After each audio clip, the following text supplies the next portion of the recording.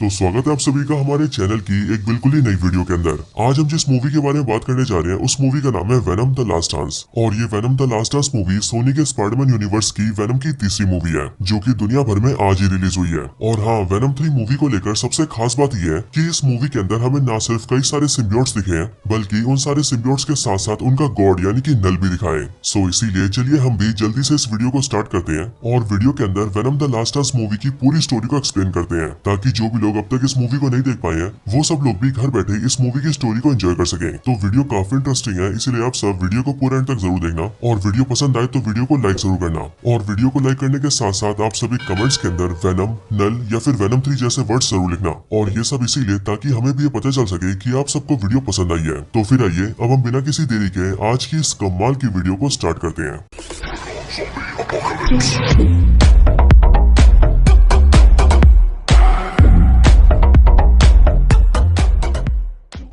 सो venom 3 की starting होती है क्लिंटार से, जहाँ पर हम ये देखते हैं कि क्लिंटार के अंदर बहुत सारे सिम्बियोट्स होते हैं एंड उन सभी सिम्बियोट्स के बीच में बैठा होता है नल, वही नल जो कि इन सारे सिम्बियोट्स का गॉड है। बट यहाँ पर हम ये देखते हैं कि इस टाइम पर नल कैद होता है क्योंकि नल के हाथ पैर और उसके शरीर को उसके आसपास के सिम्बियोट्स ने जकड़ के रखा होता है। वो कहता है मैं नल हूँ, द गॉड ऑफ डार्कनेस यानी कि अंधेरे का भगवान, और मैंने ही सिम्बियोट प्रजाति को पैदा किया है। नल कहता है कि आज से बहुत साल पहले वो अपने अंधेरे के एम्पायर में था, लेकिन फिर अचानक से एक दिन रोशनी आई और उसने उसके अंधेरे के एम्पायर को उससे छीन लिया। लेकिन उसके बाद आगे चलकर उसके बनाए हुए सिम्बियोट बच्चों ने भी उसे धोखा दिया और उसे पकड़कर इस क्लिंटार के अंदर कैद कर दिया। इसके आगे नल कहता है कि इस कैद से निकलने के लिए उसे कोडेक्स चाहिए, क्योंकि कोडेक्स ही एक ऐसी चीज है जो कि इस कैद की चाबी बनकर नल को यहाँ से आजाद कर सकती है। अब इसके साथ ही यहीं पर हमें पता लगता है कि इस क्लिंटार पर नल के साथ न सिर्फ उसके सिम्बियोट्स होते हैं बल्कि यहीं पर ही बहुत सारे ज़ेनोफेज भी होते हैं। और ये ज़ेनोफेज ऐसे क्रीचर्स होते हैं जो कि सिम्बियोट्स को मारकर खाते हैं। अब दोस्तों यहाँ पर ही सोनी ने थोड़ा सा अलग टेक लिया है, और वो इसीलिए क्योंकि मार्वल कॉमिक्स के अंदर जो ये ज़ेनोफेज होते हैं ये लोग किसी और प्लेनेट के होते हैं,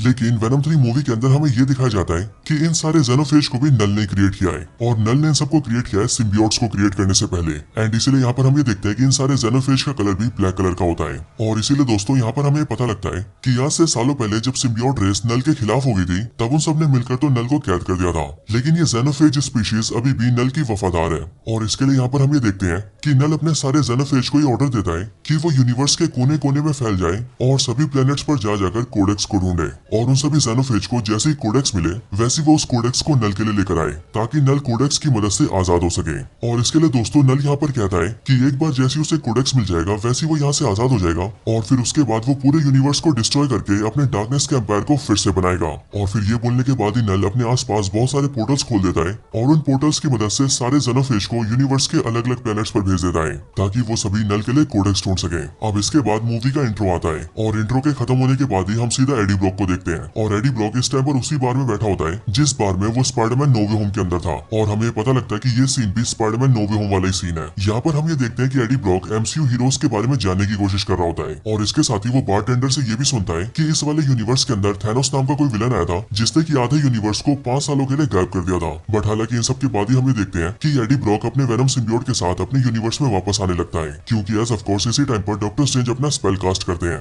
और इसीलिए अगले पल एडी ब्रॉक और वेनम सिम्बियोट अपने यूनिवर्स में वापस आ जाते हैं। वापस आने के बाद भी एडी और वेनम ये देखते हैं कि वो लोग अपने यूनिवर्स के अंदर भी सेम उसी जगह पर हैं जिस जगह पर वो लोग एमसीयू की दुनिया में थे, यानी कि इस टाइम पर भी वो लोग मैक्सिको के उसी बार के अंदर होते हैं। और तो और उनके सामने का बारटेंडर भी बिल्कुल सेम होता है, बस फर्क सिर्फ इतना होता है कि इनके यूनिवर्स के बारटेंडर के बाल लंबे होते हैं। अब एडी ब्रॉक के यहाँ पर आते ही हम ये देखते हैं कि वेनम एडी की बॉडी से अपने कई सारे हाथ बाहर निकालता है और एडी ब्रॉक के लिए ड्रिंक बनाकर उसे पिलाता है। लेकिन इसी टाइम पर बारटेंडर एडी को देखता है, जिस वजह से वो ये नोटिस कर लेता है कि एडी की बॉडी के अंदर से बहुत सारे हाथ निकल रहे हैं। लेकिन फिर इसी टाइम पर एडी ब्रॉक उसी बार में लगे हुए एक टीवी को देखता है, जिस टीवी के अंदर ये न्यूज चल रही होती है कि पैट्रिक मुलिगन नाम के एक डिटेक्टिव की मौत हो चुकी है और पुलिस को यह शक है कि पैट्रिक मुलिगन को एडी ब्रॉक ने मारा है। इसके लिए पुलिस एडी ब्रॉक को ढूंढ रही है, लेकिन एडी ब्रॉक इस टाइम पर गायब है। अब एडी ब्रॉक जैसी ये न्यूज सुनता है कि पुलिस वाले उसे पैट्रिक मुलिगन का हत्यारा समझ रहे हैं, वैसे ही वो समझ जाता है कि इस टाइम पर उसका सैन फ्रांसिस्को जाना खतरे से खाली नहीं है, क्योंकि अगर वो वहाँ पर जाता है तो पुलिस उसे अरेस्ट कर लेगी, और अगर ऐसा होता है तो वो अपनी बेगुनाही को साबित भी नहीं कर पाएगा। लेकिन फिर इसके बाद ही वेनम सिम्बियोट एडी से बोलता है कि अब आखिरकार एडी क्या करने वाला है, जिस पर एडी वेनम को बताता है कि असल में अब वो यहाँ से सीधा न्यूयॉर्क जाएगा, क्योंकि वहाँ पर वो एक जज को जानता है और एडी को उस जज के कई सारे सारे बुरे कामों के बारे में पता है और इसीलिए एडी उस जज से मदद लेगा और अपने आप को बेगुनाह साबित करेगा। अब एडी ब्रॉक जैसे इस बात को फाइनल करता है कि उसे न्यूयॉर्क जाना है, वैसे ही वो उस बारटेंडर के पैसे देता है और पैसे देकर वहाँ से निकल जाता है। लेकिन दोस्तों इसी टाइम पर हम ये देखते हैं कि बारटेंडर को पैसे देने के लिए वेनम अपना हाथ निकालता है और उसके काउंटर के ऊपर पैसे रख देता है। लेकिन इसी टाइम पर हम ये देखते हैं कि वेनम ने जब काउंटर पर पैसे रखे होते हैं तब उसी टाइम पर पैसों के साथ साथ वेनम की बॉडी का एक छोटा सा टुकड़ा वहाँ पर रह जाता है और ये टुकड़ा भी बिल्कुल वैसा ही होता है जैसा टुकड़ा वेनम ने एमसीयू यूनिवर्स में छोड़ दिया था। अब एडी ब्रॉक बाहर से निकलकर बाहर चलने लगता है, लेकिन बाहर सड़क पर चलते हुए उसे कई सारे कुत्तों की आवाजें आती है और इसीलिए उन सारे डॉग्स की आवाजों को सुनकर एडी ब्रॉक उसी जगह पर जाता है जहाँ पर वो सारे डॉग्स होते हैं। वहाँ पहुंचकर एडी और वेनम ये देखते हैं कि कुछ बुरे लोगों ने बहुत सारे डॉग्स को पिंजरों में कैद कर रखा है और शायद से वो सब लोग मिलकर इन सारे डॉग्स को बेचना चाहते हैं और इसीलिए एडी और वेनम ये डिसाइड करते हैं कि वो लोग इन सारे पिंजरों को खोलकर डॉग्स को आजाद कर देंगे। लेकिन उनके ऐसा कुछ करने से पहले वहाँ पर 3 लोग आ जाते हैं और ये तीनों वही लोग होते हैं जिन्होंने इन सारे डॉग्स को यहाँ पर कैद किया होता है। यहाँ पर एडी इन सबको जाने के लिए कहता है और वो उन तीनों से कहता है कि अगर वो लोग इन सब कुत्तों को जाने दें और चुपचाप यहाँ से निकल जाएं तो वो किसी को भी कुछ नहीं करेगा।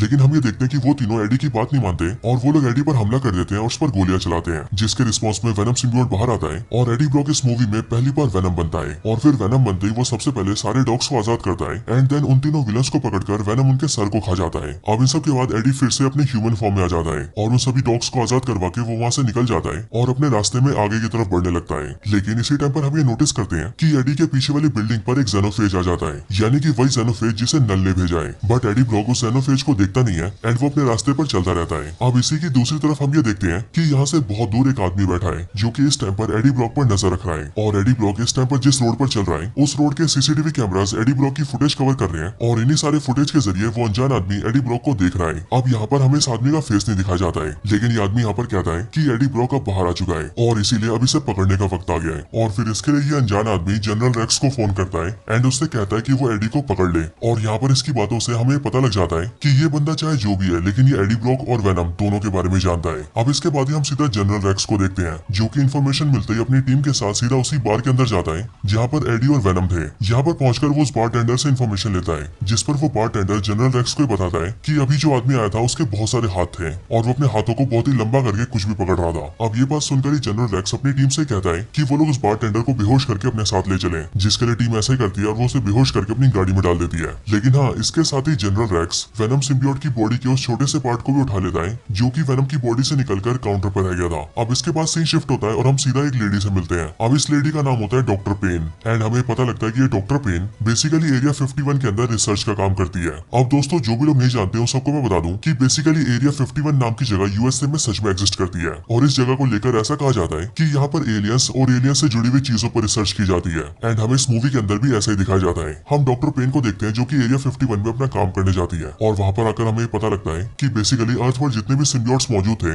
उन सारे सिम्बियोट्स को पकड़कर यहीं पर रखा गया है। लेकिन इसके कुछ टाइम बाद ही यहाँ पर डॉक्टर पेन से मिलने के लिए जनरल रेक्स आता है, जिसके बाद हमें पता लगता है कि जो जनरल रेक्स है वो भी असल में एरिया 51 के लिए काम करता है। यहाँ पर जनरल रेक्स ने बार के अंदर से वेनम की बॉडी के जिस छोटे से टुकड़े को पकड़ा होता है वो उसे भी डॉक्टर पेन को दे देता है ताकि वो उस पर रिसर्च कर सके। लेकिन फिर कुछ टाइम बाद ही डॉक्टर पेन जनरल रेक्स को लेकर सीधा एक रूम के पास जाती है और वहाँ रूम के अंदर के एक बंदे को देखने लगती है। हम ये नोटिस करते हैं कि उस रूम के अंदर पैट्रिक मुलिगन है जो कि इस टाइम पर जिंदा है और एरिया 51 की कैद में है। यहाँ पर डॉक्टर पेन और जनरल आपस में बात करते हुए कहते हैं कि जब हमें मिला था तब उस टाइम पर ये मरा हुआ था और इसके लिए हमने एक सिम्बियोट से इसका बॉन्ड करवाया जिस वजह से अब ये जिंदा हो चुका है। एंड फिर यहीं से दोस्तों हमें पता लगता है कि सोनी के स्पाइडरमैन यूनिवर्स के अंदर कोई सिम्बियोट किसी मरे हुए को भी जिंदा कर सकता है। अब इसके बाद ही हमें नोटिस करते हैं कि पैट्रिक मुलिगन एकदम से खड़ा हो जाता है और वो रूम के शीशे के पास आता है एंड वो डॉक्टर पेन और जनरल से बात करते हुए उनसे कहता है कि तुम सबके ऊपर बहुत ही बड़ा खतरा आने वाला है। इसके बाद ही हमें पता लगता है कि असल में पैट्रिक मुलिगन जो भी बोल रहा है वो असलियत में उसके सिम्बियोट के शब्द है, जिसका मतलब इस टाइम पर पैट्रिक मुलिगन नहीं बल्कि उसका सिम्बियोट उनसे बातें कर रहा है। यहाँ पर पैट्रिक मुलिगन के अंदर का सिम्बियोट जनरल और डॉक्टर पेन को नल के बारे में बताता है और इस सिम्बियोट को भी नल के बारे में इसीलिए पता है क्योंकि सोनी के स्पाइडरमैन यूनिवर्स के सारे सिम्बियोट्स हाइव माइंड से कनेक्टेड है। वो सिम्बियोट उन्हें बताता है कि जिसने उन सबको क्रिएट किया है उसका नाम नल है और वो अंधेरे का भगवान है। लेकिन आज से बहुत साल पहले उन सारे सिम्बियोट्स ने मिलकर नल को कैद कर दिया था, पर अब नल आजाद होना चाहता है और इसीलिए अब वो कोडेक्स को हासिल करना चाहता है ताकि कोडेक्स से वो खुद को आजाद कर ले। अब इसके बाद सीन शिफ्ट होता है और हम सीधा एडी को देखते हैं। हम ये देखते हैं कि एडी ब्रॉक वेनम सिम्बियोट बनकर एक प्लेन से चिपक गया है और वो उसी प्लेन के जरिए हवा में उड़ के न्यूयॉर्क आ रहा है। लेकिन इसके अगले पल एक जेनोफेज वेनम को ट्रेस करता हुआ उसी प्लेन के ऊपर आ जाता है, जिसके बाद उसी प्लेन पर वेनम और जेनोफेज की फाइट होती है और हम यहाँ पर ये देखते हैं कि जेनोफेज को वेनम की बॉडी के अंदर कोडेक्स दिख रहा होता है जो कोडेक्स वेनम के गले पर होता है।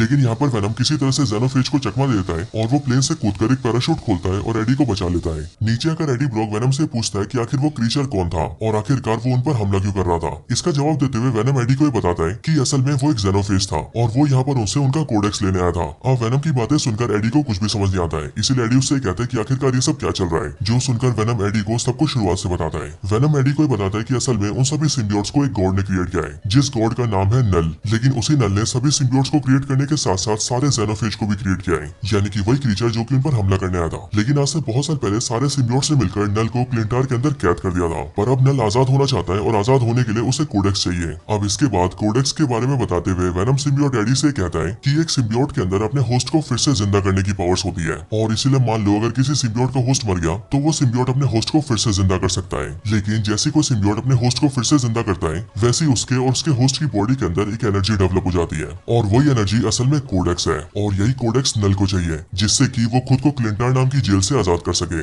अब वेनम की बात सुनकर एडी उससे कहता है कि अच्छा है कि हमारे पास तो कोई कोडेक्स नहीं है क्योंकि मैं तो कभी नहीं मरा हूं। पर ये सुनते ही वेनम एडी से कहता है कि तुम एक बार मर चुके हो और फिर इसके बाद ही हमें एक पुराना सीन दिखा जाता है जो सीन वेनम 1 मूवी का होता है। एंड यहाँ पर हम ये देखते हैं कि एडी ब्रॉक की मौत हो जाती है, जिसके बाद वेनम सिम्बियोट एडी को फिर से जिंदा करता है। एंड अब इसी वजह से वेनम सिम्बियोट और एडी की बॉडी के अंदर कोडेक्स आ चुका है। लेकिन यहीं पर ही वेनम एडी से ये भी कहता है कि जेनोफेज को कोडेक्स सिर्फ तभी दिखाई देता है जब वो एडी ब्रॉक को पूरी तरह से वेनम में ट्रांसफॉर्म करता है, क्योंकि जैसे एडी ब्रॉक पूरी तरह से वेनम बनता है वैसे उसके गले में जो कोडेक्स है वो पूरी तरह से चमकने लगता है और जेनोफेज को कोडेक्स से सिग्नल मिलने लगता है, जिस वजह से जेनोफेज बहुत दूर से भी कोडेक्स को ढूंढकर वहां पर आ जाता है। और इसके लिए वेनम एडी से कहता है कि जब तक हमारे ऊपर जेनोफेज का खतरा है तब तक वो एडी को पूरी तरह से ट्रांसफॉर्म नहीं करेगा, क्योंकि अगर ऐसा हुआ तो जेनोफेज उसे ढूंढकर वहां पर आ जाएगी और फिर वो एडी और वेनम दोनों को मारकर कोडेक्स को लेकर सीधा नल को दे देगी, जिसके बाद वो दोनों तो मरेंगे ही बल्कि नल भी आजाद हो जाएगा। अब इसके बाद एडी और वेनम आगे बढ़ते हैं और थोड़ा आगे आते ही उन्हें घोड़ा दिखता है, जिसके बाद ही वो दोनों डिसाइड करते हैं कि वेनम घोड़े से बॉन्ड होगा ताकि वो एडी को जल्दी से वहां से ले जा सके। इसके लिए वेनम घोड़े से बॉन्ड होता है और वेनमाइज्ड हॉर्स बनके जल्दी से एडी को वहां से ले जाने लगता है। लेकिन चलते चलते जैसे वो लोग नदी के पास पहुंचते हैं वैसे हम ये देखते हैं कि जनरल रेक्स और उसकी टीम एडी को ढूंढ लेती है और उसे ढूंढते ही उस पर अटैक भी कर देती है। लेकिन यहाँ पर वेनम एडी को बचाने की पूरी कोशिश करता है, जिसके लिए वो एक फ्रॉग से भी बॉन्ड होता है और एक फिश से भी बॉन्ड होता है। लेकिन जब वेनम के पास कोई भी चारा नहीं बचता तब वो एडी से प्रॉपर्ली बॉन्ड हो जाता है। पर उसके ऐसा होते हम ये देखते हैं कि जेनोफेज वेनम को ट्रैक कर लेती है और वो बहुत तेजी से वेनम के पास आ जाती है। लेकिन जेनोफेज के वहां पर आते ही जनरल रेक्स की जो टीम होती है वो उससे डर जाती है और वो जेनोफेज पर फायरिंग करने लगती है। लेकिन इसी मौके का फायदा उठाकर वेनम जल्दी से एडी की बॉडी में घुस जाता है और एडी ब्रॉक को वहां से निकाल लेता है, जिसके बाद ही एडी ब्रॉक और वेनम जनरल रेक्स और जेनोफेज दोनों से बच जाते हैं। इसके बाद ही एडी जंगल में आगे बढ़ने लगता है और वो जैसे थोड़ा आगे जाता है वैसे वो एक आदमी से मिलता है, जिस आदमी का नाम होता है मार्टिन। और मार्टिन यहाँ पर अपनी फैमिली के साथ होता है, जिसकी फैमिली में उसकी वाइफ और 2 बच्चे भी होते हैं। यहाँ पर मार्टिन एडी को अपने साथ खाना खिलाता है और पूछे जाने पर मार्टिन एडी को बताता है कि वो असल में एरिया 51 के पास जा रहा है, क्योंकि उसने ये सुना है कि वहाँ पर एलियंस होते हैं और उसका हमेशा से ये सपना रहा है कि वो एलियंस को देखे एंड इसीलिए वो अपनी फैमिली को लेकर वहाँ पर एलियंस देखने जा रहा है। अब मार्टिन की बातें सुनकर एडी को ये समझ में आ जाता है कि मार्टिन काफी भोला भाला और अच्छा इंसान है और इसके लिए एडी मार्टिन से हेल्प मांगता है एंड उससे कहता है कि मार्टिन उसे अपने साथ न्यूयॉर्क सिटी तक छोड़ दे, जिसके लिए मार्टिन मान जाता है और वो एडी को अपनी गाड़ी में बिठाकर उसे न्यूयॉर्क तक छोड़ देता है। जिसके बाद ही मार्टिन अपनी फैमिली को लेकर एरिया 51 के लिए निकल जाता है। यहाँ पर आने के बाद ही एडी ब्रॉक छुपने के लिए अपने कपड़े बदलता है और सीधा एक कसिनो में चला जाता है। लेकिन उसी कसिनो के अंदर वो मिसेस चैन से मिलता है, जिसके बाद ही मिसेस चैन एडी को देखकर बहुत खुश होती है एंड वो उसे अपने साथ अपने घर ले जाती है। यहाँ पर मिसेस चैन काफी खुश होती है और इसीलिए वो एडी के सामने डांस करती है एंड वो एडी से कहती है कि वो भी डांस करे, जिस पर हम ये देखते हैं कि एडी तो मना कर देता है। लेकिन वेनम एक्साइटमेंट में आकर डांस करने लगता है और वो एडी को प्रॉपर्ली वेनम में ट्रांसफॉर्म कर देता है। बट जैसे ऐसा होता है वैसे जेनोफेज उसे ट्रैक करते हुए वहां पर आ जाती है। बट जेनोफेज को देखकर वेनम फिर से एडी की बॉडी में घुस जाता है, जिसके बाद ही जेनोफेज उसे ट्रैक नहीं कर पाती है एंड वो चुपचाप वहां से चली जाती है। लेकिन जेनोफेज के वहां से जाने के बाद ही हम ये देखते हैं कि जनरल रेक्स और उसकी टीम भी वहां पर आ जाती है, क्योंकि उन्होंने भी एडी ब्रॉक को ढूंढ लिया था और इसीलिए वहां पर आने के बाद ही वो लोग एडी ब्रॉक को बेहोश कर देते हैं और एक डिवाइस का यूज करके उसकी बॉडी से वेनम को बाहर निकालकर उसे कंटेनर में कैद कर देते हैं और फिर वो लोग एडी ब्रॉक और वेनम दोनों को लेकर सीधा एरिया 51 के लैब में आ जाते हैं। इधर एडी ब्रॉक को जैसी होश आता है वैसे वो देखता है कि वो एरिया 51 के लैब के अंदर है। लेकिन जैसे उसे होश आता है वैसे हम ये देखते हैं कि जनरल रेक्स सीधा एडी के पास आता है और वो एडी को शूट कर देता है ताकि एडी की जान चली जाए। लेकिन इसी लैब के अंदर जो डॉक्टर पेन की असिस्टेंट होती है, जिसका नाम डॉक्टर सैडी होता है, उसने असल में वेनम के कंटेनर को खोल दिया होता है, जिस वजह से वेनम सिम्बियोट उसकी बॉडी से होता हुआ सीधा एडी की बॉडी में घुस जाता है और जैसे ऐसा होता है वैसे एडी ब्रॉक की जान बच जाती है और वो प्रॉपर्ली वेनम बन जाता है। लेकिन उसके वेनम बनते ही जेनोफेज भी उसे ट्रैक कर लेती है और वो भी सीधा उस लैब के अंदर घुस जाती है और लैब के अंदर आते ही वो पूरे लैब को डिस्ट्रॉय करने लगती है और बारी बारी करके जनरल रेक्स के सारे आदमियों को भी मारने लगती है। अब ये देखकर डॉक्टर पेन की जो असिस्टेंट होती है यानी कि डॉक्टर सैडी, वो बारी बारी करके सारे सिम्बियोट्स के कंटेनर को भी खोल देती है ताकि सारे सिम्बियोट्स मिलकर वेनम की हेल्प कर सके और वो सब मिलकर जेनोफेज को हरा सके। और इसीलिए जैसे सारे सिम्बियोट्स अपने कंटेनर से बाहर निकलते हैं, वैसे ही वो अपने आसपास के लोगों से बॉन्ड होते हैं और जेनोफेज का मुकाबला करने लगते हैं। बट यहाँ पर हम ये देखते हैं कि जेनोफेज इन सारे सिम्बियोट से काफी पावरफुल होती है और इसीलिए वो इनमें से कुछ सिम्बियोट्स को पकड़ कर तो उन्हें खा भी जाती है। लेकिन वेनम इस बात का फायदा उठाता है और वो जल्दी से एडी की बॉडी में आ जाता है, जिससे कि जेनोफेज वेनम को ट्रैक नहीं कर पाती है। और फिर अगले पल एडी ब्रॉक उस लैब से बाहर निकल जाता है और बाहर खुले इलाके में आ जाता है। लेकिन बाहर आने के बाद ही एडी ये नोटिस करता है कि वहाँ पर मार्टिन और उसकी फैमिली भी आई हुई है। लेकिन अब क्योंकि जेनोफेज की वजह से मार्टिन और उसकी फैमिली को नुकसान हो सकता था, इसीलिए एडी जल्दी से उनके पास जाता है और वो उन सबको सेफली वहाँ से बाहर निकाल देता है। इसके साथ ही दूसरी साइड हम ये देखते हैं कि अब सारे सिम्बियोट्स मिलकर जेनोफेज पर भारी पड़ने लगते हैं। लेकिन जैसे ऐसा होता है वैसे जेनोफेज बहुत जोर से स्क्रीम करने लगती है एंड वो चिल्लाकर अपने दूसरे साथियों को सिग्नल दे देती है, जिससे कि हम ये देखते हैं कि उसके आसपास बहुत सारे पोर्टल्स खुलते हैं एंड वहाँ पर और भी 4-5 जेनोफेज आ जाते हैं। और फिर इसीलिए ये सब देखकर एडी ब्रॉक वेनम बनता है और वो भी सारे सिम्बियोट्स के साथ मिलकर सभी जेनोफेज से फाइट करने लगता है। लेकिन अब क्योंकि इतने सारे जेनोफेज सिम्बियोट्स पर बहुत भारी थे, इसीलिए सिम्बियोट्स की हार होने लगती है। और सिर्फ यही नहीं बल्कि वेनम और एडी ब्रॉक भी बहुत ज्यादा घायल हो जाते हैं। और फिर इसके लिए वेनम सिम्बियोट एडी ब्रॉक को थोड़ा दूर लेकर आता है एंड वो एडी से कहता है